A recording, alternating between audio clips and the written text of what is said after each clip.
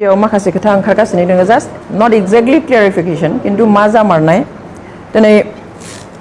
social मिडियायावहाय जेब्ला साननै सानथाम भार्डिक्ट होनायनिफ्राय दिनैहालागै जेब्ला बयबो बे जेल जानांनायनि बाथ्राखौ लिरगासिनो बुंगासिनो गाबगासिनो फोसावगासिनो बे समावहाय सानैसो मानसिया मा खालामदों बे इस्युखौ डाइभार्ट खालामनो थाखाय सोरनिबा मुं मुंख'नानैहाय गाज्रि पोस्ट होगासिनो दङ पोस्टखौ बयबो होनो हायो जोंबो सोरखौबा एटाक खालामनानै पोस्ट होनो हायो किन्तु जों मानसि हिसाबै जोंहा साननो हानाय गोहो दङ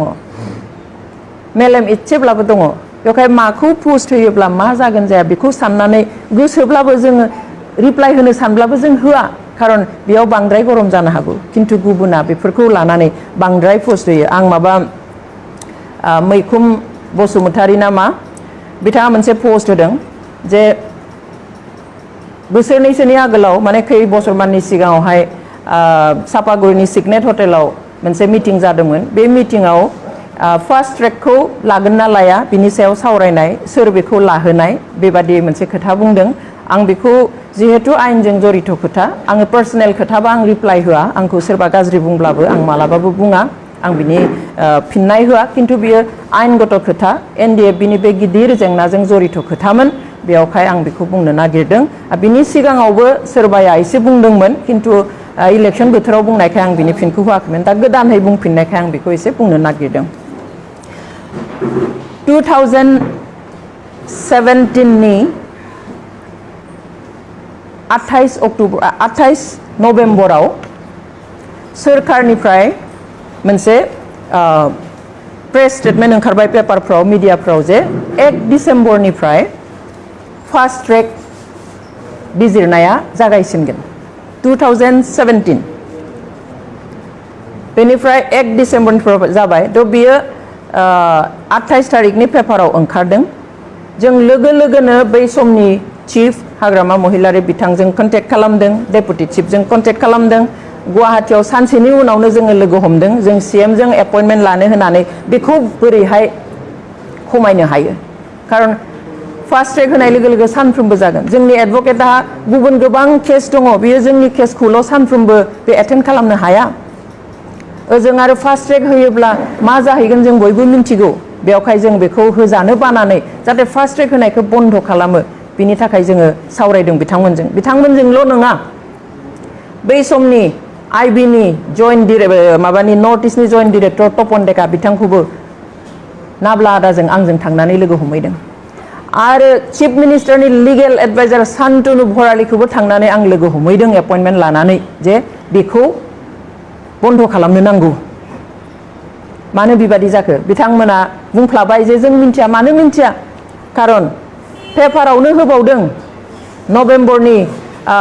मा तारिखआवमोन बियो नभेम्बरनि 3 तारिखआव ना मायाव आरो मोनसे प्रेसाव ओंखारदों पेपाराव ओंखारदों जे बे फास्ट ट्रेकखौ सोरखारा आसाम सोरखारा एप्रुभेल होबाय गनायथि होबाय होननानै स' बेफोर मथे जाय मा जाखो सोरखारनि डिसिसन हाइकर्टनि हास्थायनाय बेबादिहाय फास्ट ट्रेकआव थांबाय 1 डिसेम्बरनिफ्राय जों होबथानो सानब्लाबो होबथानो हायासै 1 डिसेम्बरनिफ्राय सोलि डिसेम्बर जानुवारि फेब्रुवारि मार्च एप्रिलनि 28 तारिखआव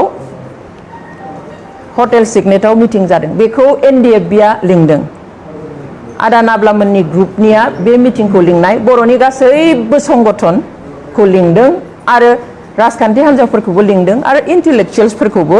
इन्डिभिजुवेलिबो लिंनाय आरो बे मिटिंआव जों बोजोबनिफ्राय जोंबो दङमोन बिथांमोनाबो बिपिसिपिआइनिफ्रायबो दङमोन स' बे मिटिंआव गोलाव सावरायनाय जाबाय जे आदामोननिफ्राय एनडिएफबिनिफ्राय बुंनाया बेनो जे मानो पिस प्रसेस जाबाय थानायाव मानो दिनै फास्ट ट्रेकआव होखो सोरखारा जुदि जोंनि समयसाखौ एसेबो सानाब्ला डिआर नाब्लाया एसेबांहालागै बुंनायखौ आंहा गोसोआव दङ जे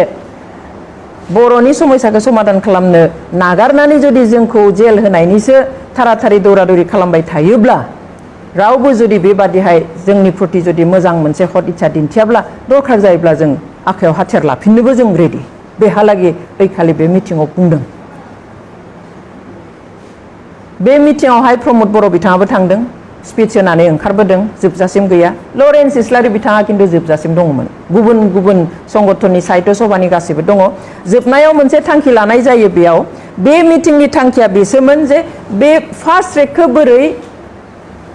बन्द खालामनो हानो अलरेडि 5 मास सोलिबाय 1 डिसेम्बर 17 सननि 1 डिसेम्बरनिफ्राय सोलिदों मैखुन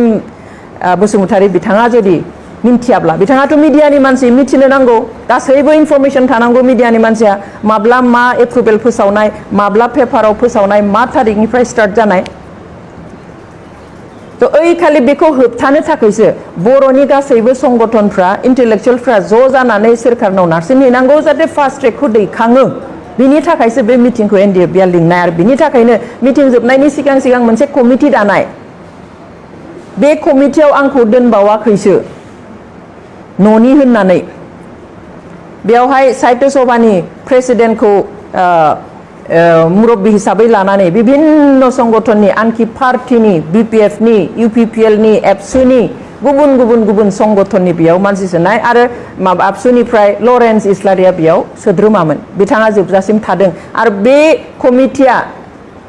साननैसोनि उनाव चिफ मिनिस्टारनो मेमरेन्डाम होनो थांदोंमोन किन्तु चिफ मिनिस्टारखौ लोगो हमनो हायै ओइ खालि चिफ मिनिस्टारनि पिएनि आखायाव होखोना सोरनिबा आखायाव मेमरेन्डामखौ गथायनानै फैदों अर्थात सीएमजों जनानै बे फास्ट ट्रेकनि सायाव बे कमिटियाबो रायलायनाय जायाखिसै बिनि उनाव दिनै ब्लेमखौ आंनो होदों आं सोलायनो फास्ट ट्रेकखौ लाबोनाय सोर सोर सोर मा रावजों मा बुंनो सोरबा सोरखारा सोरबा हाइ कर्टआ सोरबा सिबिआइ कर्टआ सोरबा बुंनायखौ मानिगोन नामा जों सोरबा पार्सनेलि थांनानै फास्ट ट्रेक हो होनना बुंनो हायो नामा बेखिनि नलेजआ जुदि जोंहा गैया बेफोरबायदि नंखाय बाथ्रा बुंनानै जोंनि जायफ्रा आयेननि बागै बारा मिथिया बिसोरखौ माने उल्था लामाजों दैथिंनाया पाप इनाय बियो